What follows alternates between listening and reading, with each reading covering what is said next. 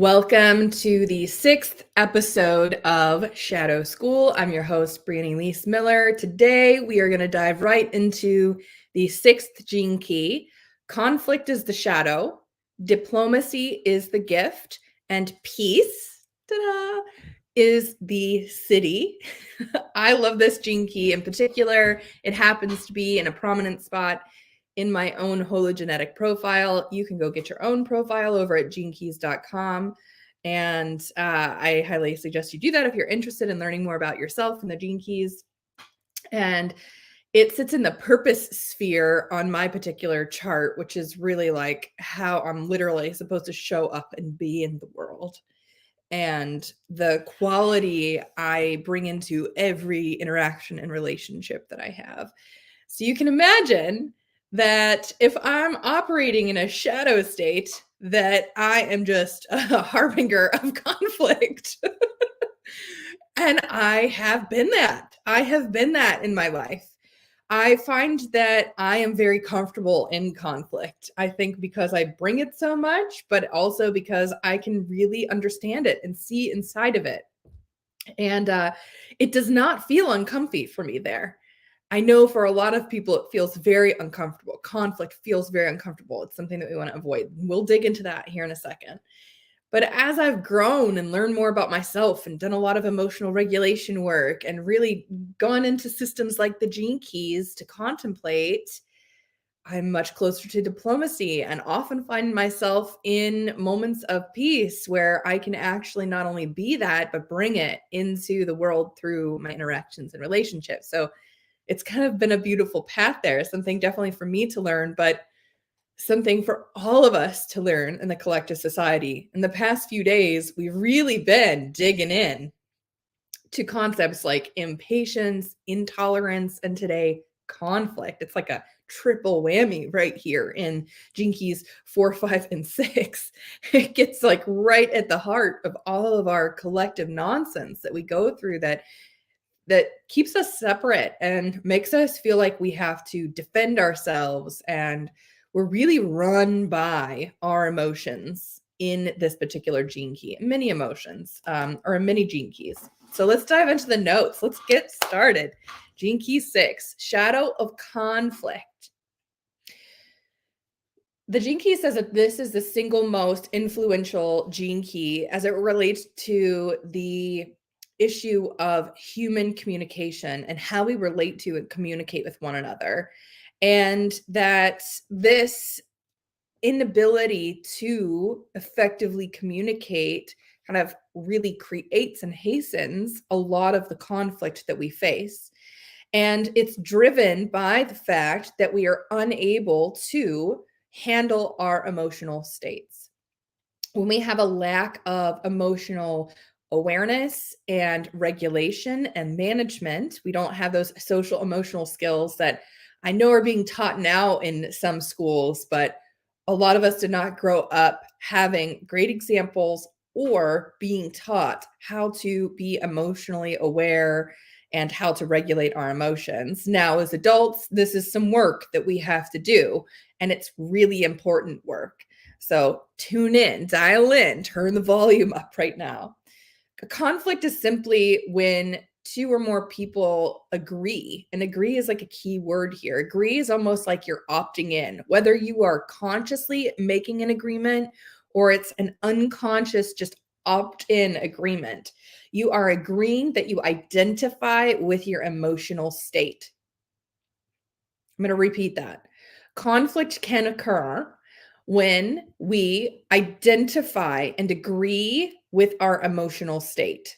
So let's talk for a second about what an emotion is. It's energy in motion is simply what it is. It's a point of data is how I like to look at it. And we experience them all day long. Some of them are coming and stemming from inside of us. Some of them are being projected onto us by others, and we may or may not be aware that it's ours or not. Some of them are really circulating in the collective. We have these collective energies that are in motion. And a lot of times, if we are unaware even of our own emotions, we certainly are not aware of the emotional energy in motion that's happening around us and that we're living inside of.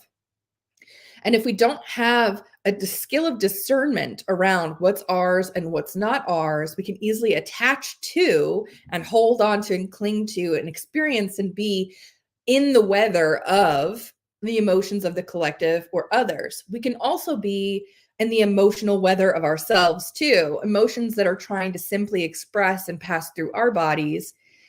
We can attach to and stick to those and get stuck in the pain and suffering of those emotions. An emotion, typically, if we allow it to actually do what it's supposed to do, which is to move through and to move us and allow us to grow and transform and experience the fullness of life, they typically last about 90 seconds.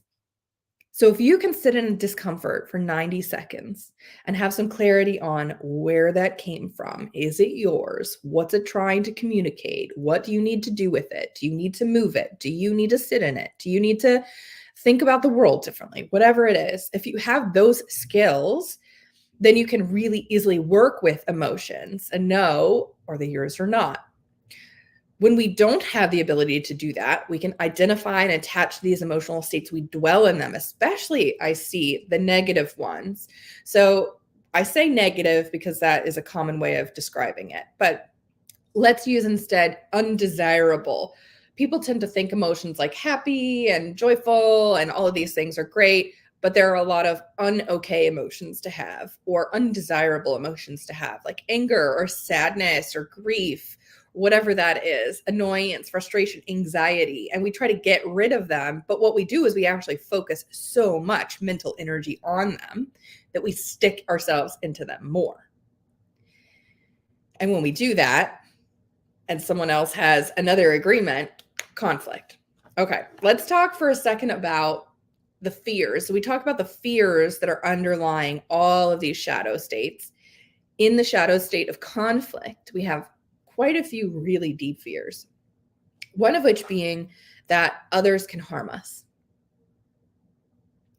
Others can take things from us. Others can hurt us and break our hearts. And ultimately, others can take our lives. Others can actually kill us and take away our entire life. These are big fears. And these fears are rooted, as you can see, in this duality. They're rooted in separation. So, meaning we see ourselves as separate and individual from others, and therefore they can perpetrate something on us, take something from us. So, there is a doing and a victim mentality here inside of this fear. And what that creates is a whole bunch of beliefs around the need to protect ourselves, the need to defend ourselves and our immediate environment and our families, the need to have walls and boundaries and suit up in our armor because we feel vulnerable, because we feel like we can be hurt. And what happens is our minds create walls around and armor and protection around our soft, gentle, tender hearts. And we have a loss of innocence and we have a loss of tenderness there and a loss of love because we are putting up such a wall that not only can anything come in, hurt, but also love. But that means that also nothing comes out. Love can't come out either. Our light can't come out, can't penetrate this armor that we're putting on. And by armor, I like to think of it on a couple of levels. One level is an actual energetic armor. We're creating like a protection in our energy field, in our aura that distances us from other people and that kind of gives them the vibe of like, we're not open for business here. You can't mess with me. And then there's also the layer of armor that is the defense mechanisms, the protections, the ego patterns that we create over time, that we begin building when we're young, like up until 7 years old. And then once those are established, we continue to add layer upon layer upon layer of reinforcing very nuanced, sometimes, patterns onto our defense mechanisms that were created when we were little babies. And that innocence was lost, and we learned that we had to defend ourselves. Let's talk a little bit about the repressive and the reactive expressions of the shadow. In the repressive expression, the repressive state, remember, this is where the energy is introverted, it's turned inwards, kind of collapsed in, and there's a disconnecting from the surface of life. Come here, Bubba. Briscoe. Briscoe, my dog, needs to come in. Come here, Bubba. Come lay down, buddy. Come on. Good boy. Here, we have a state of being over attentive. This is when we are really concerned with maintaining peace at all costs. We don't want to rock the boat. We want to kind of control and manipulate other people in a way such that we see conflict coming and we want to avoid it. And so what happens is that when we're in this state, we compromise ourselves to control the environment emotionally. And there's a lot of people pleasing that happens here. There's a lot of fawning that happens here. That's a nervous system state. And we do all of this. We sweep emotions under the rug. We do everything that we can to avoid conflict because conflict seems so awful. We never want to confront it. We never want to deal with it. And the issue is that I don't know if you've ever experienced this before or had a relationship with someone that was in this state. You notice that we just keep putting it inside and suppressing it. And what happens when we suppress things, especially emotions? They get really pent up until it reaches a point where it can't be suppressed any longer. And then it comes out. And when it comes out like lashing out, it explodes there. It's not able to be controlled at all. There is no beautiful way for that to come out. And what is required here, if you're finding yourself in this over attentive state, is that we've got to summon the courage to face conflict. Conflict is never as terrifying as we're turning it into in our own minds. We're like worst case scenario happening over here. We're assuming how everyone else will be. And we're unable then to face the conflict. This is the courage that we need to have here. The other state, the reactive state, which is where we have a lot more anger, it's expressed more outward, a lot of projection happens here. It's a lot more, I would say, like power dominance focused. This is called tactless in this particular shadow. And here we're unable to contain any emotion. So in over attentive, we like stuff them all down and pretend they're not there. In tactless, they just are shooting out of us, spilling out over. I can identify with this one a lot. I mean, honestly, with both of them, depending on the dynamic of the relationship that I'm in, but especially this one, I know earlier in my life, I was very much running into conflict, creating wakes from the conflict that I would create, a huge lack of emotional tact and timing. So expressing your emotions, great. Totally great. But how you do it is what makes the conflict or not. How you do it is healthy or unhealthy. How you do it builds connection or separates you, allows intimacy or creates walls and distance. And here, people find themselves in really difficult emotional situations. They find themselves there. It's like no matter what they do, they're always in a really hard emotional spot. And they are always venting anger and projecting then out onto others. Like I said, it's just like spewing out of them. It's just like a fountain of emotion. And a lot of that emotion is anger. And what happens is they do a lot of lashing out, a lot of storming away. They don't take any responsibility for their feelings, for the feelings they're having and experiencing. And they certainly don't take any responsibility for the feelings they've now just puked or vomited onto other people or dumped on other people is another way to look at it. So it's almost like you have no ability to grasp how to work with these emotions yourself. They are just coming out of you. You have no regulation around what and how you deal with them.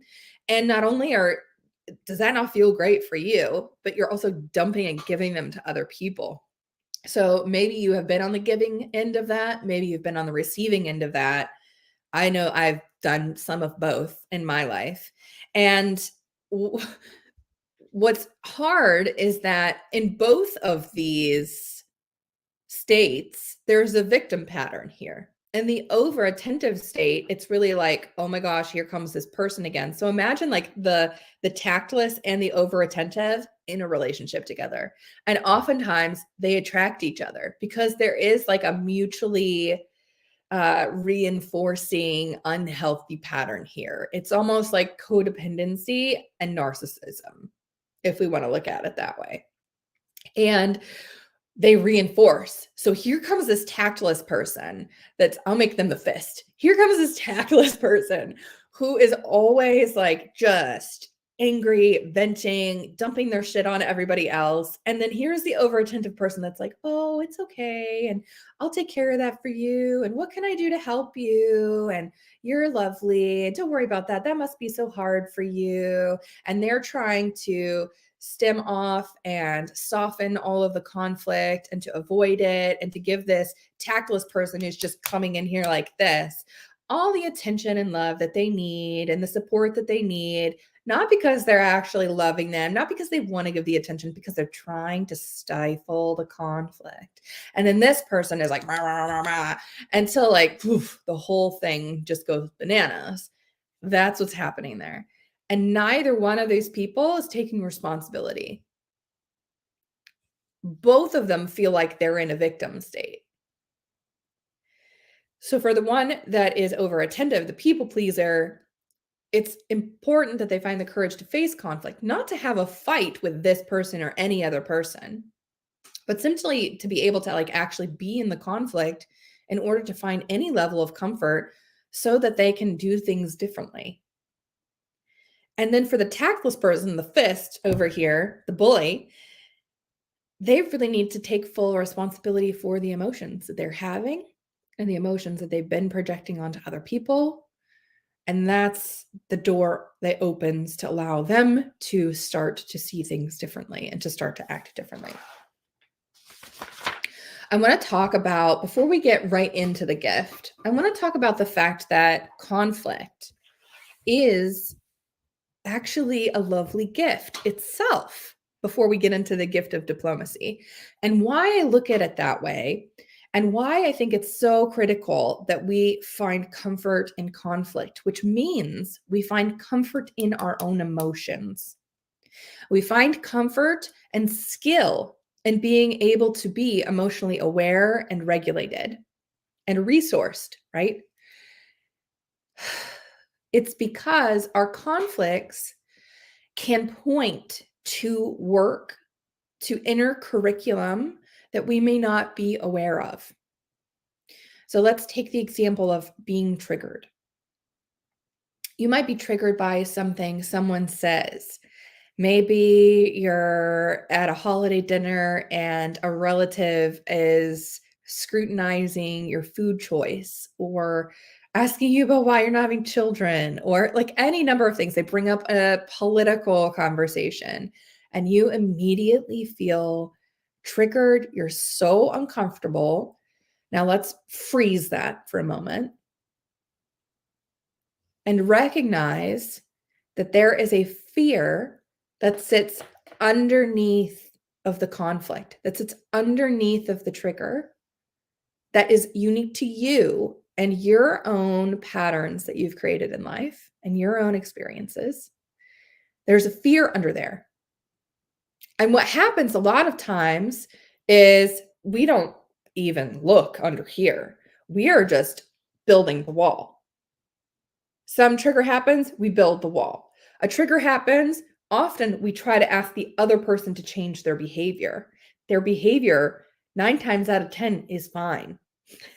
Sometimes they can be saying some things that are really hurtful or inappropriate or unhealthy. Sure, absolutely. Sometimes people do things that are actually not great. I'm not talking about those times. I'm talking about a time when somebody is maybe not even really saying something that is possibly hurtful. It's just something that you're uncomfortable with because you disagree with it in some way. You don't agree. You don't see the world that way. And as a result, you create a wall and you set a boundary. And here's where most popular boundaries advice is terrible. Most popular boundaries advice asserts that there are people you need to protect yourself from. And as a result, it is up to you to set your standard for how you will and will not be treated and how others may and may not act in your presence, which basically creates a huge judgment flowing out of you, of the other person. It places a lot of blame on the other person. It puts you in a victim role as someone that's got to protect yourself, someone that's vulnerable from the actions and the words and the perceptions of this other person. It has you ask them by asserting a boundary to change themselves and their behavior because you are justified and correct. Now, I'm not talking about emotional abuse, physical abuse, racism, things that we all can agree not okay. I'm talking about things that make you uncomfortable, like a political view. Let's go there. I don't have any, honestly, but let's go there. Let's use it as an example because I see so much conflict here. And the conflict stems because everyone thinks that they're right. And not only does everyone think that they're right, but they also feel like they have the uh, job of proving that they're right to the other person without listening and understanding. And I see like every side doing this, to be honest. Every single side is doing this. And it's kind of funny to watch. You're all doing the same thing. So, like, let me sit here and just share with you, as someone that can see the conflict. Underneath of this conflict and the need to be right, there is a fear. That fear could be you want to be right, like you want to be right in life, like it's important to you that you be seen in a certain way, that you have the right views, that you are doing things the correct way, as if there is a correct way. So there's like a perfectionism fear in there. If you're not good, if you're not right, if you're not perfect, if you're not on the right side of things, there's a fear in there. It could also be that there is an actual fear of if this person and these views and this political party do things in the world, then I'm totally unsafe. So it could be a safety fear. It could simply be the fact that you're uncomfortable in conflict and you don't even actually have an issue with what the other person's saying. It's just an uncomfortable environment they've now created at the dinner table. And so now you're in the pleasing mode where you're trying to take the conflict down. So, like, look underneath of here. There's a treasure in every single trigger. There is an underlying fear to work with anytime you find yourself in a moment of conflict. So instead of lashing out, instead of trying to suppress it, actually look inside. Now is the time to do what I like to call create space for grace.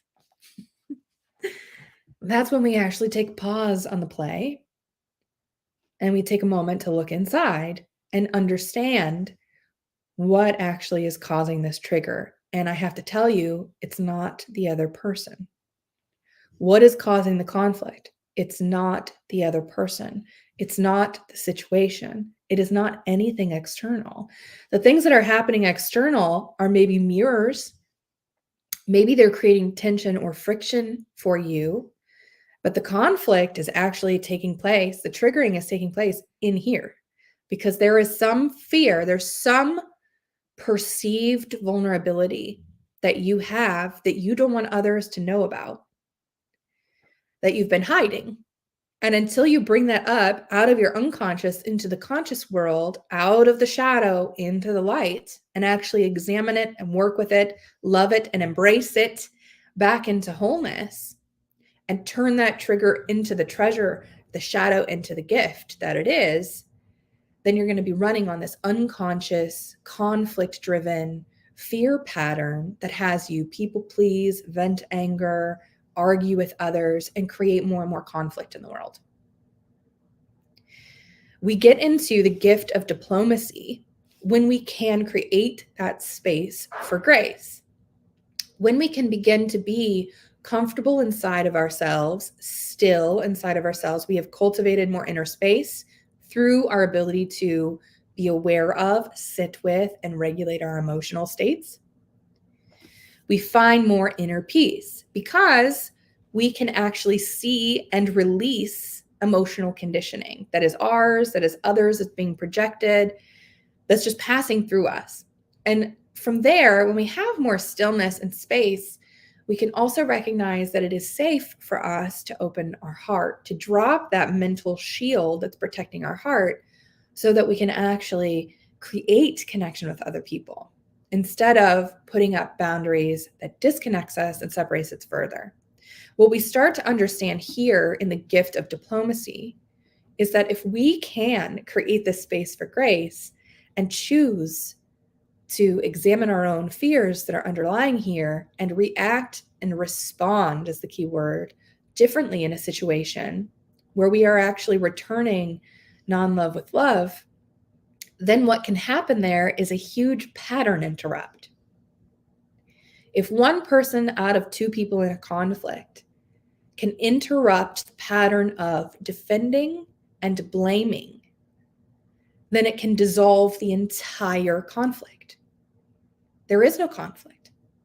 So when we recognize that we can dismantle boundaries, we can dismantle defenses, and we can actually reach out and love and open ourselves to other people, it takes conflict away. It dissolves it. It's beautiful. I want you to think for a second about all of the energy that you have on a daily basis that goes to protecting and defending, to projecting out a version of you in the world that you feel like is acceptable. And I want you to think about what would be possible if we took all of that energy of protecting, defending, and creating a performed version, a face for you in the world that is acceptable. What would be possible if you had that energy to spend toward creating something of value?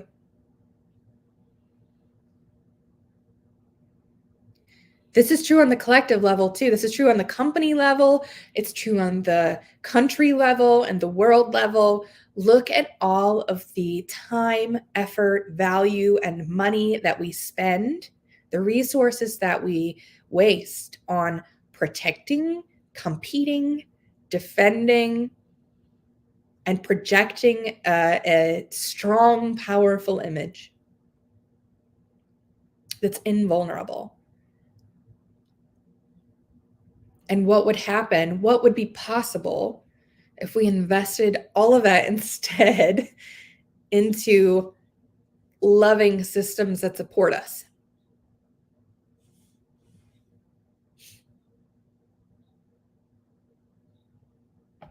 I think a lot. I think a lot would be possible. So this is a really good analogy that I've used that's really helped me a lot. I actually got it from Radha Agrawal's book several years ago. She wrote a book, Belong. That's the founder of Daybreaker, if you're familiar with that. She had this analogy or this little exercise called thermostat or thermometer. Now, I want you to think about a thermometer. It rises and falls, that little like red mercury that goes up and down. I don't know if that's mercury still or not, probably not. It goes up and down with the temperature. The weather around the thermometer changes the thermometer reading. And then I want you to think about the thermostat. No matter what the weather is outside, if the thermostat's set at 70, it's at 70. It's stable. It's cool, calm, collected. It's got its shit together. It has a core stability. Even if it goes up or down a couple of degrees, it's really just focused on regulating itself. It's focused on staying at that place of neutrality, whatever that point is. And I want you to think about, are you being a thermostat or a thermometer in situations? Are you identifying with emotions? Are you being tactless in conflict? Are you avoiding conflict and being cold? Like what is happening? Are you the thermometer or are you the thermostat? And this is a great tool for you to just consider and contemplate, but it's also a great tool to use throughout the day. Like you're going into a meeting, and before you walk into that meeting, quick thermostat check. Something happens in the meeting that triggers you, thermostat check, better get back to neutrality. It's a really good tool to remind you, be the thermostat, be the thermostat, be at that baseline, that cool, calm, collected, neutral space is where we want to act from, a neutral space. Neutral space is the fertile ground in which we can choose how we want to show up. If we want to add in a little sprinkling of love there, if we want to put a little bit of play and joy, if we need a little bit of like ass kicking and directness, like you can choose. It doesn't always have to be this like fun, bubbly thing. But certainly we don't want to be the thermometer that's just being like toyed with all day long because we have no emotional regulation. So that's where we want to get here with the gift of diplomacy. We want to be the neutral space, be comfortable inside of conflict, stop the blaming and defending patterns, the protecting patterns on ourselves. We want to open our hearts. We want to drop these defenses that we have spent our entire lives creating. And here's why. We are not separate from each other. That's an illusion. That is 100% an illusion. And when we can recognize that, we recognize there is nothing to defend against. There's no one to protect against. So where's the conflict? Inside. It's always inside. Certainly, there may be physical conflict that is external, but you understand what I'm saying. Okay, let's talk about peace. So excited. I want you to pause with me for a second and feel into a moment maybe that you've had in your life where you have actually felt a sense of peace.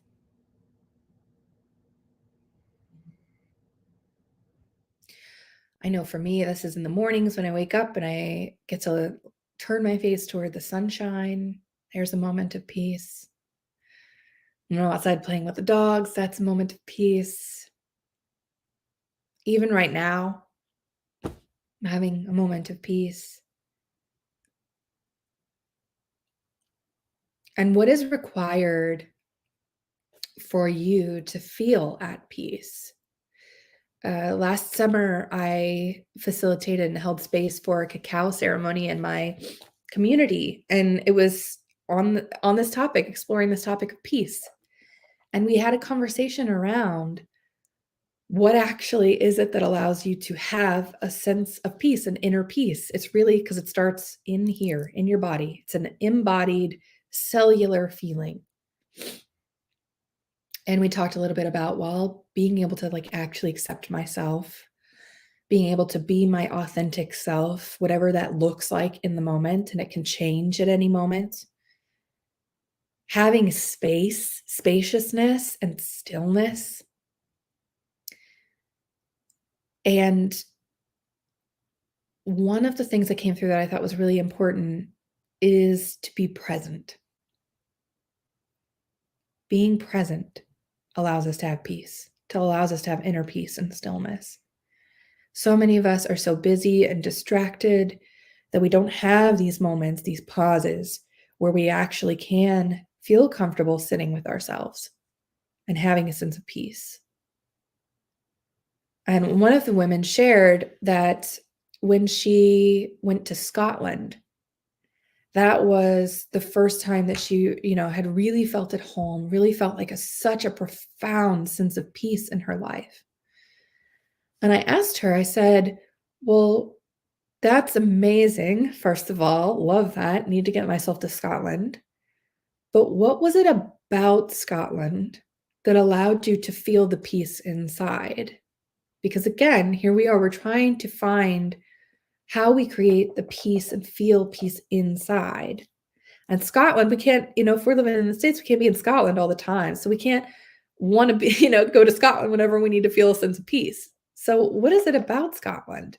She's like, I don't know. I'm going to have to think about it. Maybe 10 minutes later, she's like, I've got it. She interrupted the circle. I'm like, okay, I'm really interested. What is it? She said, I've never been present in my life. except for when I was in Scotland. Now, I'm sure we can all identify with this. We spend so much time not being present. But to hear this beautiful woman, I think probably, in her 60s say she's never felt present in her life except for when she was in Scotland. And to have that insight, how big is that? So I I want you to think about, when have you felt at peace in your life? And not where the external circumstances. Yeah, Megan, Scotland's great. Yes, I know. I'm thinking like my own places of peace. Let's see, Peru. But like I can't get there all the time. What is it about this time, this place, this way of being, the people that you were surrounded with, that allowed you to feel, that had this fostered sense of peace?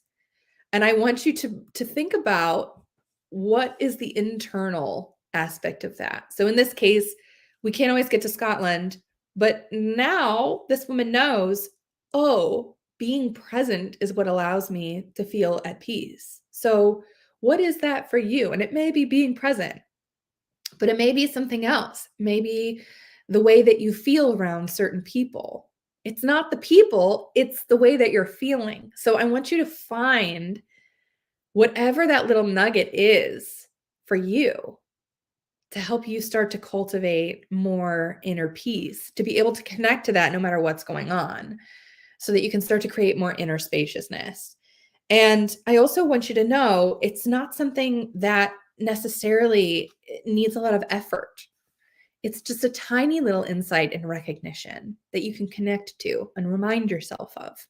You don't have to do anything with it, but hold it and remember it from time to time.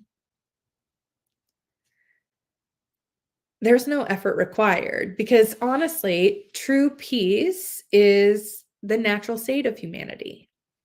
It's the natural state of the world, the universe. True peace. There's nothing to defend or protect. So I will leave you with that today. And I want to encourage you to find some of these pauses to recognize, are you being the thermometer or the thermostat? Let's be the thermostat.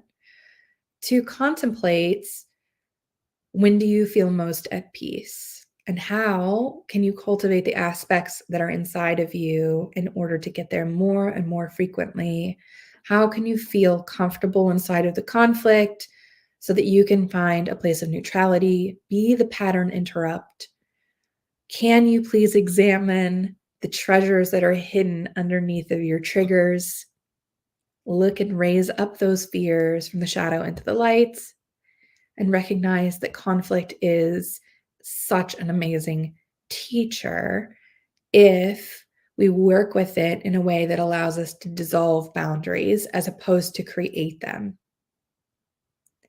That said, I want to remind you that I have just opened up the wait list for the program on creating beautiful boundaries that takes all of what we talked about today and much, much more, and turns it into frameworks for you to use to actually come to a place of love and neutrality and build boundaries in your life that foster connection with people, while you get to maintain an energetic integrity and sovereignty for yourself.